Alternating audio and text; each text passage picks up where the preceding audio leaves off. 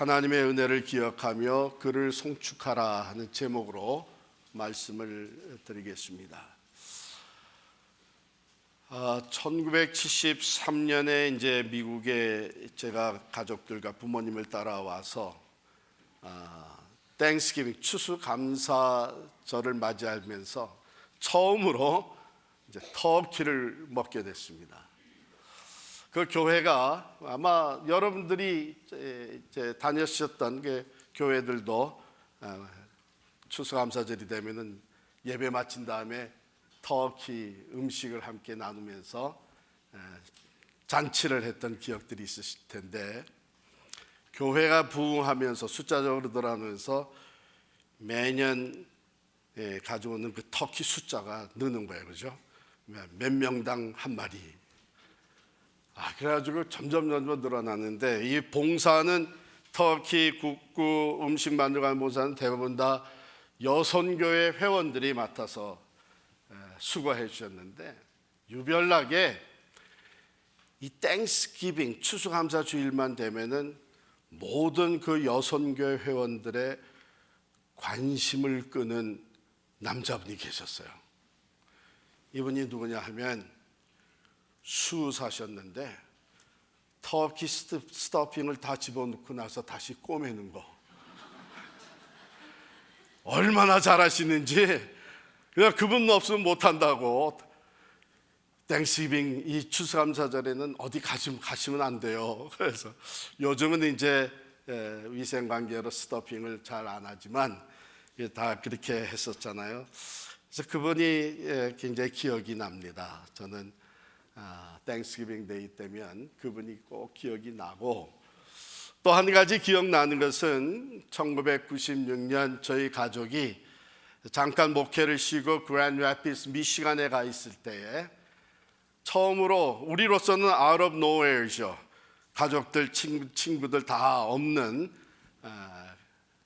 미시간에서 땡스기빙 데이를 맞이하는데 서프라이즈가 있었어요.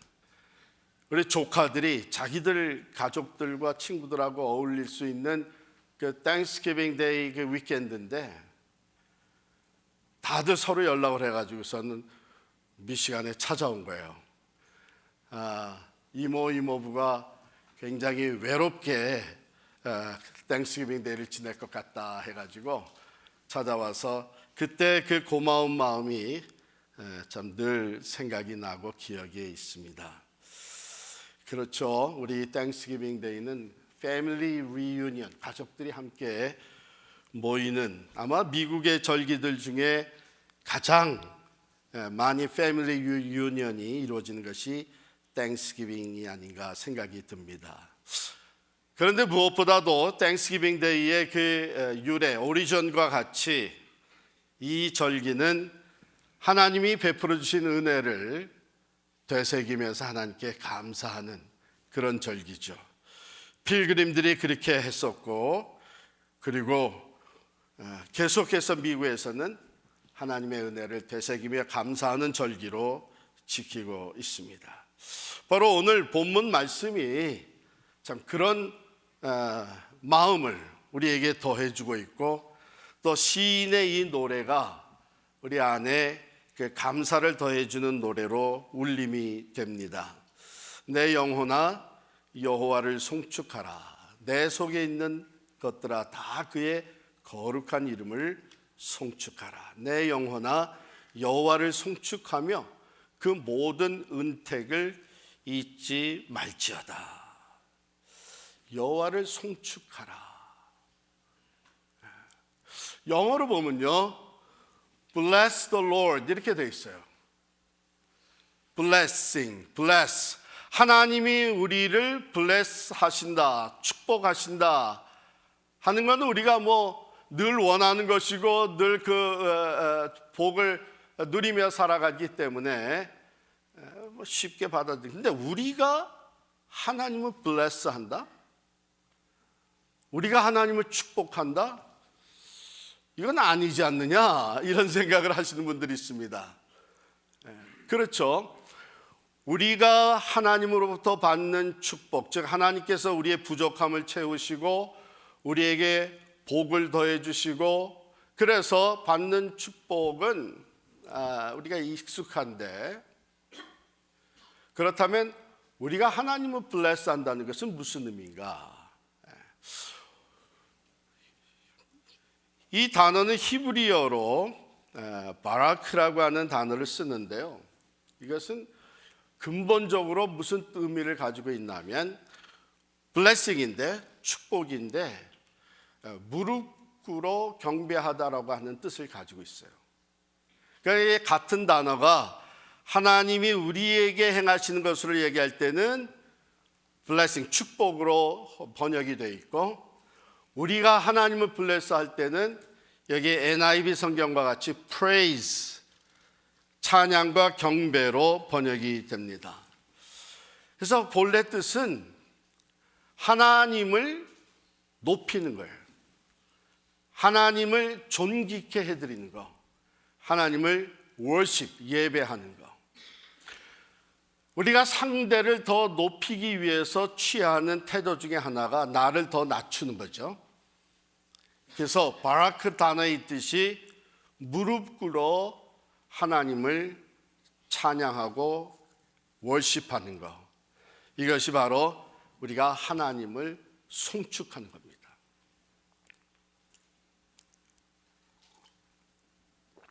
그런데 이 시인이 내 영혼아, 자기 자신을 향해서 command, 명령하듯이 여호와를 송축하라, 그리고 내 속에 있는 것들아 다 그의 거룩한 이름을 송축하라 그래요.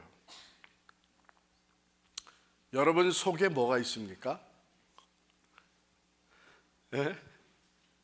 어떤 분은 여기 내 속에 있는 것들아 이렇게 돼 있으니까 오장육부 다 해가지고 하나님을 송축하라고 이렇게 생각하는 분이 없지 않아 있는데, 사실 우리 속에 보이지 않는 것들이 있잖아요.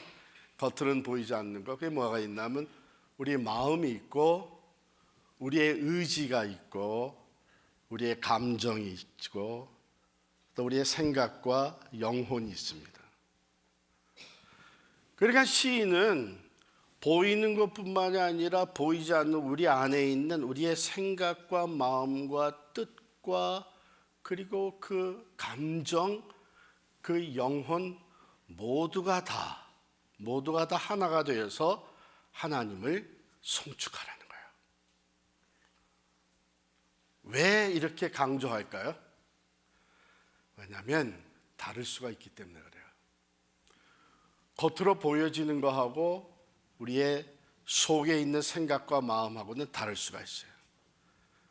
땡큐 했지만 진짜 마음속으로는 뭐 별로 고맙지도 않지만 할 수 없이 땡큐 한 적이 있죠. 우리가 하나님을 송축할 때에는 겉으로 보여지는 것뿐만이 아니라 우리의 내면에 있는 생각, 그 중심을 다해서 하나님을 송축해야 된다, 그런 뜻입니다. 이사야서 29장 13절에 보면 주께서 이르시되 이 백성이 입으로는 나를 가까이하며 입술로는 나를 공경하나 그들의 마음은 내게서 멀리 떠났나니 그들이 나를 경외함은 사람의 계명으로 가르침을 받았을 뿐이라. 사람의 계명으로 가르침, 이렇게 해야 된다 하는 어떤 의무적인, 도리적인 이런 차원에서 가르침을 받아서 누가 뭐 주면은 What do you say? 애들 Thank you 이렇게 해가지고 가르침을 받은 거예요. 그러니까 마음의 중심에는 없이 입술로만 하나님을 찬양하고 예배할 수 있다고 하는 것이죠. 그러나 하나님이 받으시는 진정한 감사와 예배는 내 속에 있는 모든 것, 이것이 다 동원해서 전인적으로 하나님을 찬양하며 예배하며 감사하는 것, 이것을 본문이 우리에게 가르쳐주고 있습니다. 자, 우리가 진심으로 하나님을 송축하기 위해서는 정말 우리 중심에서 내 모든 것이 다 동원돼서 하나님 감사합니다. 하나님을 찬양합니다. 하나님의 베풀어 주신 은혜에 내가 경배를 드립니다. 이렇게 하기 위해서는 오늘 본문에 보니까 하나님의 모든 은택을 잊지 말아야 된다 이렇게 됐어요. 그의 모든 은택을 잊지 말지어다. 즉 기억하라는 거예요. 생각하라는 거예요. 지난 주간에 젊은 부부 가정을 신방, 이제 40이 다 됐으니까 이제 별로 그렇게 젊지도 않죠. 그런데 이제 예배 드리기 전에, 예배 시작하기 전에 그 남편이 저에게 이런 얘기를 하더라고요. 제가 자기가 필그림 선교 교회를 출석한 것이 이제 16년이 넘어갔는데, 결혼하기 전에 청년 때부터 교회를 다녔는데, 오늘 이렇게 목사님 이제 신방으로, 이사 신방으로 모시고 예배를 드리고 생각을 해보니까 자기의 삶에 저 중요한 이 시점마다 목사님이 계셨다는 거예요. 슬픔을 당했을 때, 또 새롭게 일을 시작했을 때, 또 아이를 낳게 될 때에 뭐 이렇게 중요한 시점마다 목사님이 계셨습니다. 자기가 그것을 다 생각하고 기억해서 예배를 드리기 전에 그 얘기를 해주니까 제가 얼마나 더 기쁘게 말씀을 전했겠어요. 예? 제가 돌아오면서 그런 생각을 했어요. 하나님의 마음이 그러시겠다. 우리가 이미 받은 은혜들 헤아려 보면서 정말 하나님이 나와 함께 이렇게 내 삶에 관여하시고 함께 계셨구나. 슬플 때 위로, 병들었을 때 치료, 답답하고 안타까울 때 해결, 눈물로 부르짖을 때에 응답, 참으로 어떻게 할 줄 몰라 망설일 때에 지혜.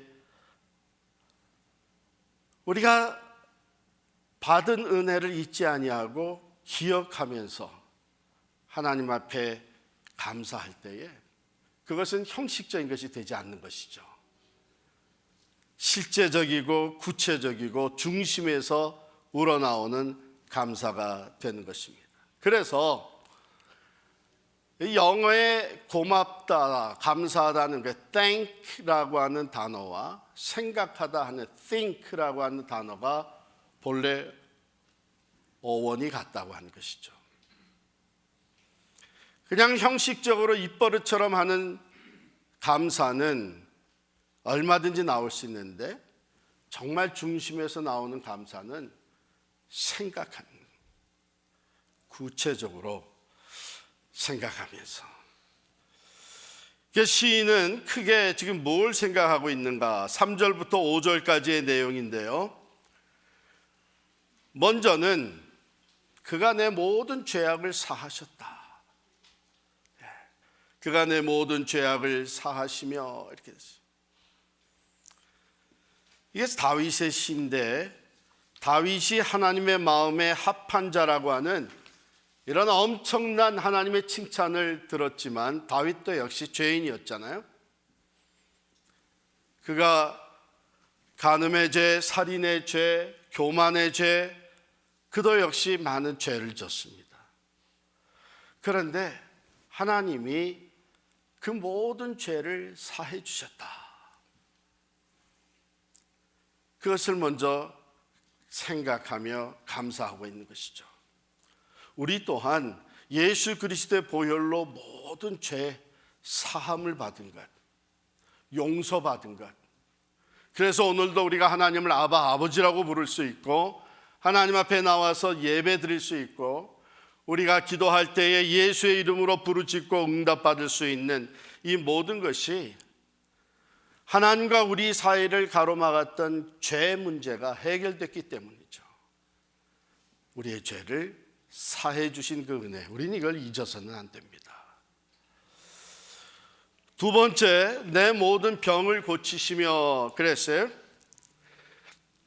제가 자라날 때 어른들이 이런 얘기를 하는 것을 종종 들었습니다. 사람이 살다 보면 일생에 죽을 병 3번은 걸린다, 그런 얘기를 하셨어요. 그러니까 아마 평균적으로 그런 것 같아요. 사람이 일생에 죽을 병 한 3번은 걸린다. 그래서 여러분 만약에 죽을 병 3번을 이미 걸리셨으면 이제 걱정 안 하셔도 됩니다.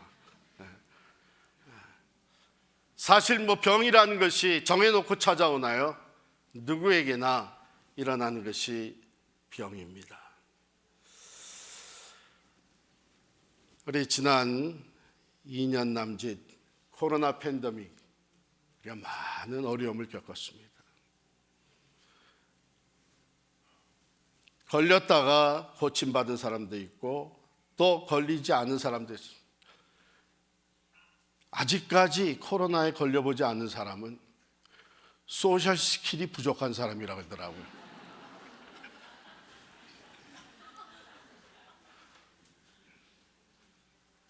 그 외에도 얼마나 많은 병이 있어요.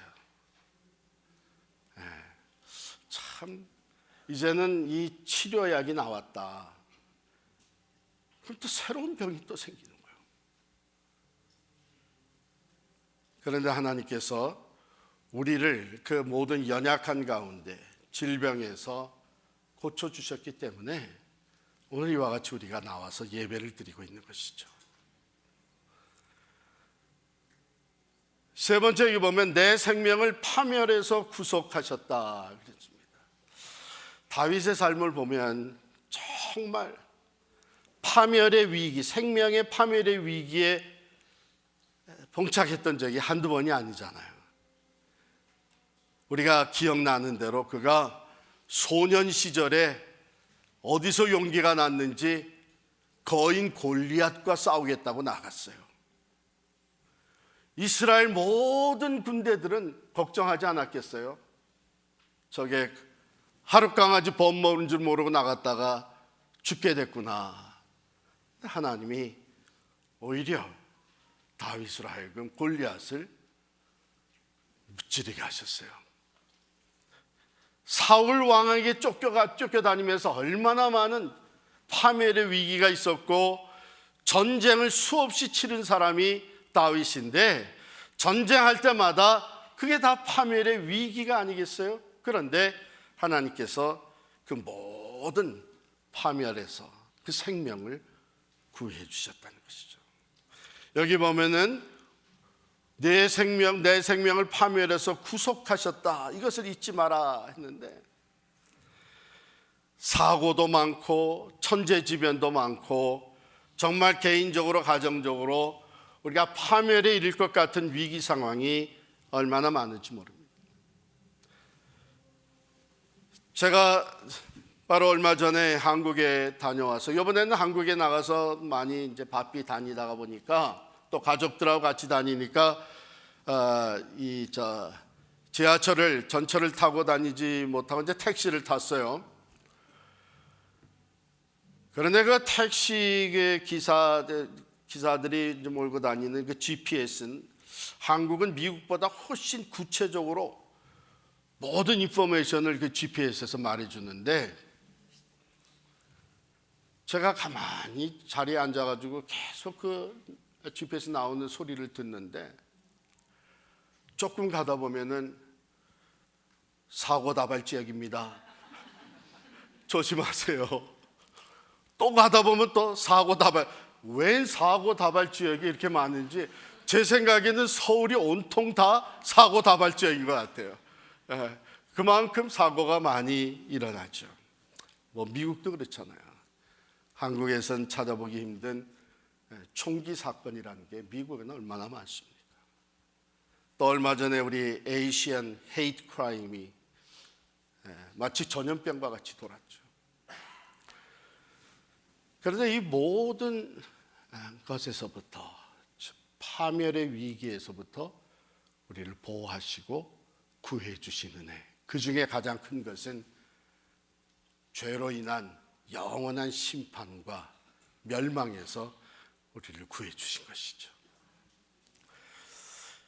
자유주의 신학의 영향으로 이 학문 중심으로 신학 과정을 다 마치고 목사 안수를 받기는 했지만 예수 그리스도를 자기의 개인의 구세주로, 즉 십자가의 사건이 나를 위한 사건이라고 받아들이지 못하면서도 목회를 하던 윌리엄 쿠퍼 목사님이 계셨습니다. 목회하는 중에 이제 고난주간이 찾아왔어요. 고난주간 주일 예배를 앞두고 이제 토요일에 모든 예배 준비를 마치고 자기가 작성한 주보를 들여다보는 중에 내일 주일 설교 제목이 거기 인쇄되어 있는 거죠. 설교 제목이 뭐냐면 누가 예수를 죽였는가 하는 설교 제목이에요. 그리고 그 밑에 설교자 이름이 있는데 윌리엄 쿠퍼 이렇게 되어 있는 거예요. 근데 놀라운 것은요, 이 순간 섬광같이 깨달아지는 게 있는 거예요. 예수가 내 죄를 위해서 십자가에 달려 죽으셨다는 것이 순간적으로 깨달아지는 거예요. 그래서 윌리엄 쿠퍼 목사님이 처음으로, 목사였지만 처음으로 그 자리에 무릎을 꿇고 눈물로 통곡하면서 회개하며 감사의 기도를 드렸다는 거예요.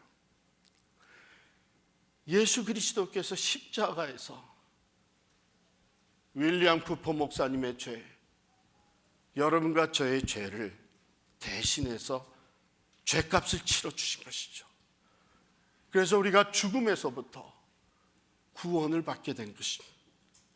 파멸에서 우리를 건지시기 위해서 하나님이 독생자를 아낌없이 대속의 제물로 내어주시고 예수 그리스도는 친히 그 속죄의 제물이 되셔서 십자가에서 생명을 쏟아 부어주신 것입니다.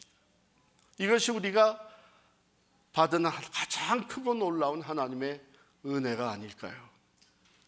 우리는 영원토록, 아니 천국에 가서도 어린 양 예수 그리스도의 그 보혈을 찬양하면서 감사해야 되는 것이 바로 이것이죠.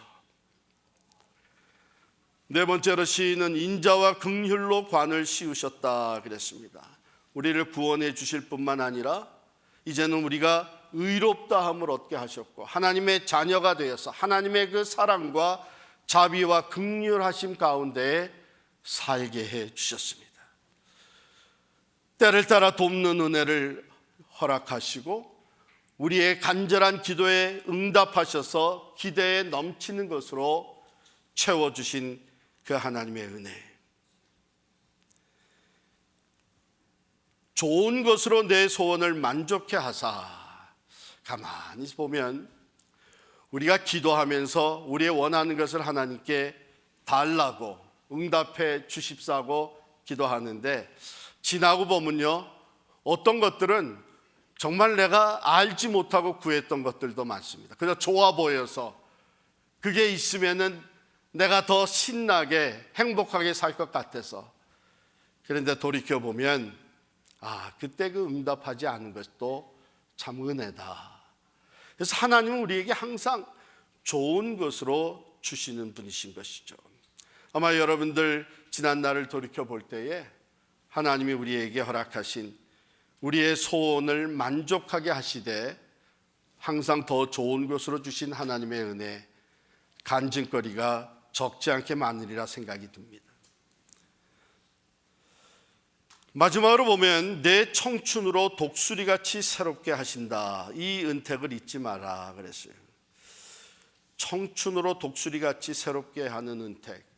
아직도 젊으신 분들은 이게 가슴에 와닿겠지만 내 청춘은 이미 지나간 지 오래됐는데 그렇게 생각하시는 분도 있을 것입니다. 그런데요, 놀라운 것은 예수 그리스도 안에서 성도의 삶은 항상 청춘이에요.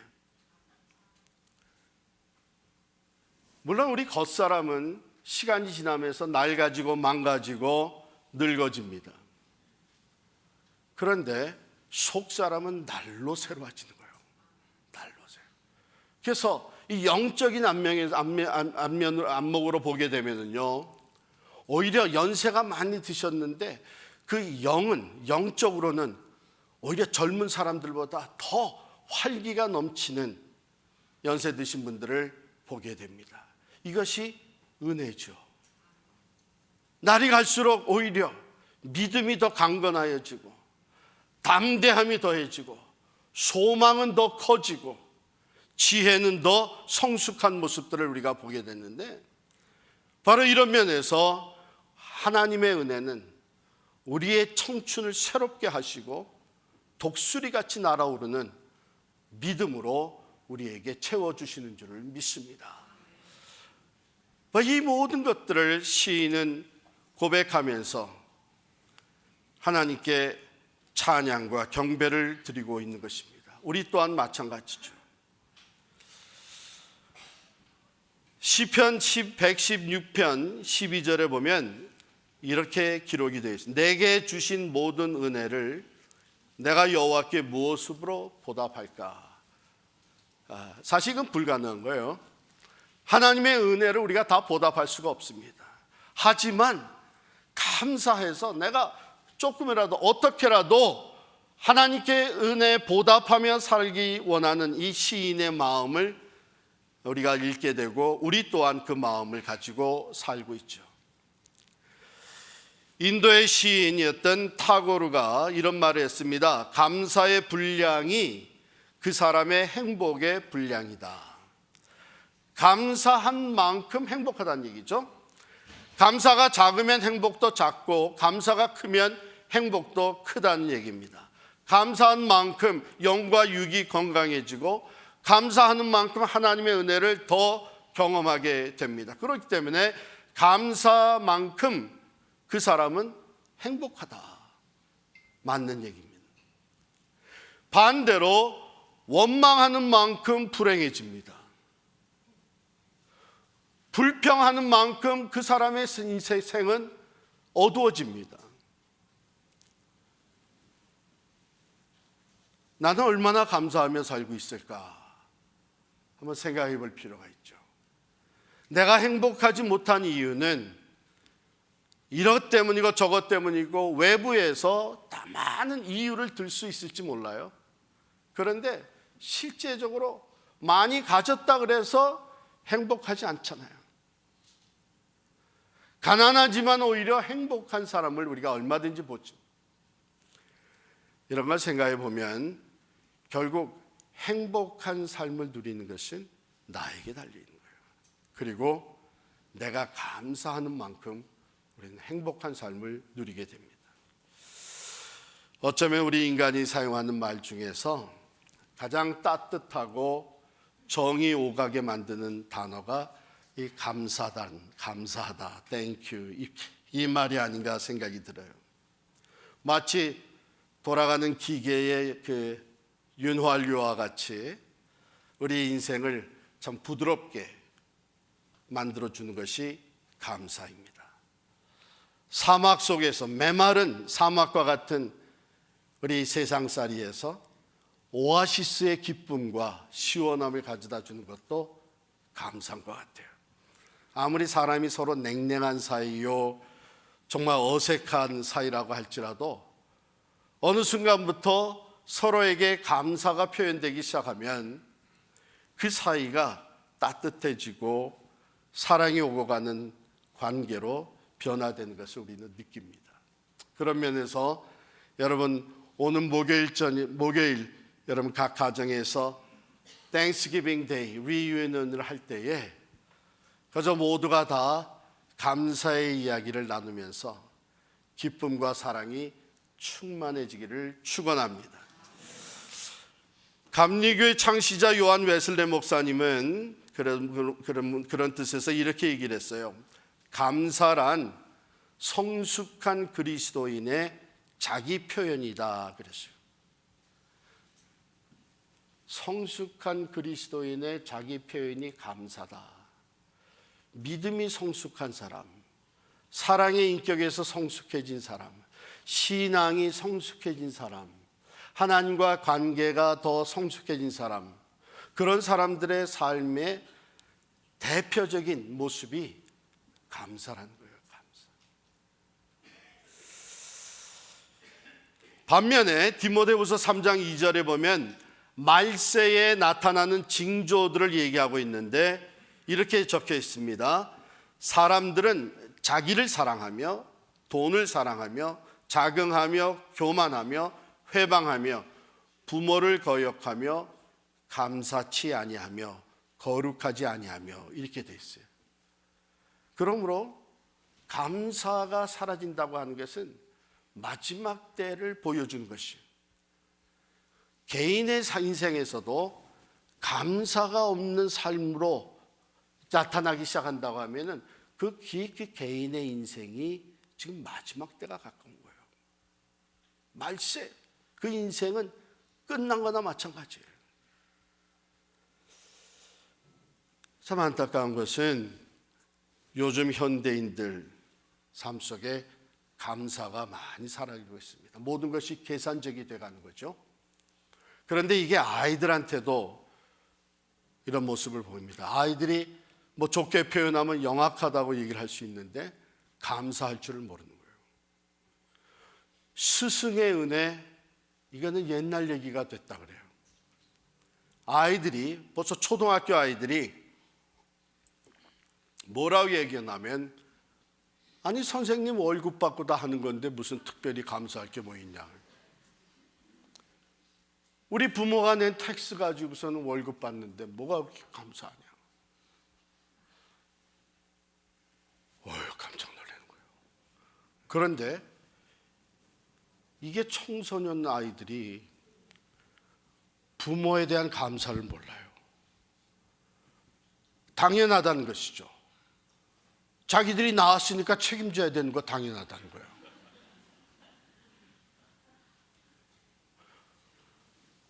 그런데 이게 우리의 삶에 너무 쉽게 이렇게 계산적으로 들어와서, 가령 우리 밥상에 올라온 생선 구이 한 마리를 놓고 사실은 감사해야 되는데, 그거 왜 감사해? 내가 내 돈 주고 산 건데. 그 얼마 주고 사셨어요? 4불? 5불? 그럼 5불 갖고 가서 고기 잡아오실래요? 사실 그것을, 고기를 잡는 어부들의 수고가 있었고, 그것이 운반되어서 상인들의 손에 넘어가는 수고가 있고, 그것을 우리가 사가지고 와서 요리를 할 때에 수고한 어머님들의 손길이 있습니다. 더 나아가서 바다를 만드시고 그 가운데 물고기를 창조하신 하나님의 은혜가 있습니다. 내가 먹는 생선 하나도 감사하는 마음으로 먹는 사람과 감사함 없이 먹는 사람의 인생은 다를 수밖에 없어요. 어디가 더 행복하겠어요?